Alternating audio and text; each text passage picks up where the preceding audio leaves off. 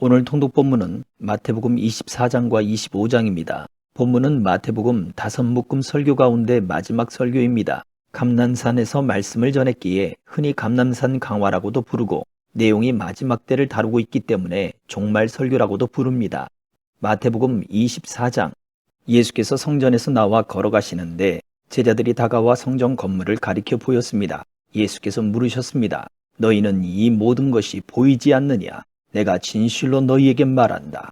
여기에 있는 돌 하나라도 돌 위에 남지 않고 다 무너져 내릴 것이다. 예수께서 올리브산에 앉아 계시는데 제자들이 조용히 다가와 말했습니다. 언제 그런 일이 일어나겠습니까? 선생님께서 다시 오시는 때와 세상 끝날에 어떤 징조가 있겠습니까? 우리에게 말씀해 주십시오.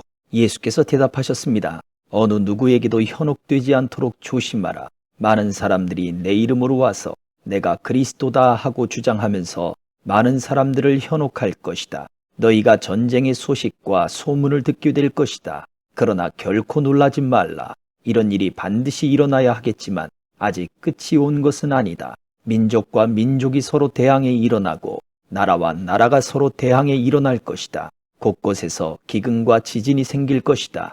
이 모든 일은 진통의 시작일 뿐이다. 그런 후에 사람들이 너희를 핍박당하도록 넘겨주고 너희를 죽일 것이며 모든 민족이 나로 인해 너희를 미워할 것이다. 그때 많은 사람들이 시험을 당하고 서로 넘겨주며 미워할 것이다. 또 가짜 예언자들이 많이 나타나 많은 사람들을 현혹하겠고 불법이 더욱 많아져 많은 사람들의 사랑이 식어갈 것이다. 그러나 끝까지 굳게 서 있는 사람은 구원을 얻을 것이다. 그리고 이 하늘나라 복음이 온 세상에 전파돼 모든 민족들에게 증거될 것이다. 그때서야 끝이 올 것이다. 예언자 다니엘을 통해 예언된 멸망에 가증한 상징물이 거룩한 곳에 서 있는 것을 보면 읽는 사람들은 깨달으라. 유대 땅에 있는 사람은 산으로 도망치라. 지붕 위에 있는 사람은 집안 물건을 가지러 내려가지 말라. 들에 있는 사람은 겉옷을 가지러 돌아가지 말라. 그날에는 임신한 여인들이나 젖먹이를 둔 여인들에게 화가 있다. 너희가 도망하는 일이 겨울이나 안식일에 일어나지 않도록 기도하라. 그때가 되면 큰 환란이 있을 것이다. 그런 환란은 세상이 시작된 이후 지금까지 없었고 앞으로도 없을 것이다. 그날들을 줄여주시지 않았더라면 아무도 구원받지 못할 것이다. 그러나 택하신 사람들을 위해 하나님께서 그 날들을 줄여주실 것이다. 그때 누군가 너희에게 보라, 그리스도가 여기 있다. 또 그가 저기 있다고 해도 믿지 말라. 가짜 그리스도들과 가짜 예언자들이 나타나 놀라운 표적과 기사를 보이면서 가능한 한 선택받은 사람들까지도 현혹할 것이다. 보라, 그때가 오기 전에 내가 미리 너희에게 일러두었다. 그러므로 누가 너희에게 그리스도께서 저기 광야에 계시다라고 해도 나가지 말고 또 그리스도께서 여기 골방에 계시다라고 해도 믿지 말라. 번개가 동쪽에서 치면 서쪽까지 번쩍이듯이 인자가 오는 것도 그럴 것이다. 시체가 있는 곳에는 독수리들이 모여드는 법이다. 그 환란의 날들이 끝나자마자 해가 어두워지고 달이 빛을 내지 않을 것이며 별들이 하늘에서 떨어지고 하늘의 세력들이 흔들릴 것이다. 그때 인자의 표적이 하늘에 나타날 것이고 세상의 모든 민족이 통곡할 것이다. 그들은 인자가 능력과 큰 영광 가운데 하늘에 구름을 타고 오는 것을 보게 될 것이다. 그리고 인자가 큰 나팔 소리와 함께 자기 천사들을 보낼 것이며 그들은 하늘 이 끝에서 저 끝까지 사방에서 그가 선택한 사람들을 모을 것이다. 무화과 나무로부터 교훈을 배우라. 그 가지가 연해지고 잎이 돋으면 여름이 가까이 왔음을 알게 된다. 이와 같이 이런 모든 일을 보면 그때가 바로 인자가 문 앞에 가까이 왔음을 알게 될 것이다. 내가 진실로 너희에게 말한다. 이 세대가 지나가기 전에 이 모든 일이 일어날 것이다. 하늘과 땅은 없어질지라도 내가 한 말은 결코 없어지지 않을 것이다. 그 날짜와 그 시각은 아무도 모른다. 하늘의 천사들도 모르고 아들도 모른다. 오직 아버지만 아신다. 노아의 때에 그러했던 것처럼 인자가 오는 것도 그러할 것이다. 홍수가 나기 전 사람들은 노아가 방주에 들어가던 그날까지도 먹고 마시고 장가가고 시집가고 하다가 홍수가 나서 그들을 모두 쓸어갈 때까지 무슨 일이 일어나고 있는지 전혀 알지 못했다. 인자가 올 때도 그와 같을 것이다. 두 사람이 들에 있다가 한 명은 데려가고 다른 한 명은 남게 될 것이며 두 여자가 맷돌을 갈다가 한 명은 데려가고 다른 한 명은 남게 될 것이다. 그러므로 너희는 깨어 있으라. 너희 주께서 어느 날에 오실지 알 수 없기 때문이다. 그리고 이것을 명심하라. 만약 한밤에 도둑이 몇 시에 올 줄 알았다면 집주인은 깨어 있다가 도둑이 들어오지 못하게 했을 것이다. 그러므로 너희도 준비하고 있어야 한다. 생각지도 않은 시간에 인자가 올 것이기 때문이다. 누가 신실하고 지혜로운 종이겠느냐? 주인이 그의 집 사람들을 맡기고 제때에 양식을 나누어 줄 사람은 누구겠느냐? 주인이 돌아와서 볼 때 주인이 시킨 대로 일을 하고 있는 그 종은 복이 있을 것이다. 내가 진실로 너희에게 말한다. 주인은 그 종에게 자기 모든 재산을 맡길 것이다. 그러나 그 종이 악한 마음을 품고 생각하기를 내 주인은 아직 멀리 있다라고 하며 함께 일하는 다른 종들을 때리고 술 좋아하는 친구들과 어울려 먹고 마신다면 종이 미처 생각지도 못한 날에 그리고 알지도 못한 시각에 그 종의 주인이 돌아와 그 종을 처벌하고 위선자들과 함께 가두리니 그들은 거기서 슬피 울며 이를 갈 것이다. 25장.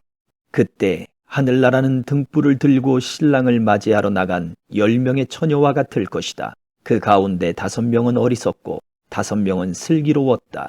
어리석은 처녀들은 등불을 가져왔지만 기름은 챙기지 않았다. 하지만 슬기로운 처녀들은 등불과 함께 그릇에 기름을 담아 가지고 왔다. 신랑이 늦도록 오지 않자 처녀들은 모두 졸다가 잠이 들어버렸다. 한밤중에 갑자기 신랑이 온다. 어서 나와서 신랑을 맞으라 하는 소리가 들렸다. 그러자 처녀들은 모두 일어나 자기 등불을 준비했다. 어리석은 처녀들은 슬기로운 처녀들에게 우리 등불이 꺼져가는데 기름을 좀 나눠다오 하고 부탁했다. 슬기로운 처녀들은 안 된다. 너희와 우리가 같이 쓰기에는 기름이 부족할지도 모른다. 기름 장수에게 가서 너희가 쓸 기름을 좀 사라고 대답했다. 그러나 그들이 기름을 사러 간 사이에 신랑이 도착했다. 준비하고 있던 처녀들은 신랑과 함께 결혼잔치에 들어갔고 문은 닫혀버렸다. 어리석은 처녀들은 나중에 돌아와 애원했다. 주여, 주여, 우리가 들어가게 문을 열어주십시오. 그러나 신랑은 대답했다. 내가 진실로 너희에게 말한다. 나는 너희를 알지 못한다. 그러므로 너희도 깨어 있으라. 그 날짜와 그 시각을 알지 못하기 때문이다. 또한 하늘나라는 어떤 사람이 자기 종들을 불러 재산을 맡기고 여행을 떠나려는 것과 같다. 그는 종들의 능력에 따라 각각 5달란트, 2달란트, 1달란트를 주고는 여행을 떠났다. 5달란트 받은 종은 곧장 가서 그 돈으로 장사해 5달란트를 더 벌었다. 마찬가지로 2달란트 받은 종도 2달란트를 더 벌었다. 그러나 1달란트 받은 종은 가서 땅에 구덩이를 파고 주인의 돈을 감춰두었다. 시간이 흘러 그 종들의 주인이 집으로 돌아와 종들과 결산하게 됐다. 5달란트 받은 종이 주인에게 5달란트를 더 가져와 말했다. 주인님, 주인님은 제게 5달란트를 맡기셨습니다. 자, 보십시오. 제가 5달란트를 더 벌었습니다. 그러자 그의 주인이 대답했다. 잘했다. 착하고 신실한 종아. 네가 작은 일에 충성했으니 이제 더 많은 일을 맡기겠다. 와서 내 주인의 기쁨을 함께 나누자.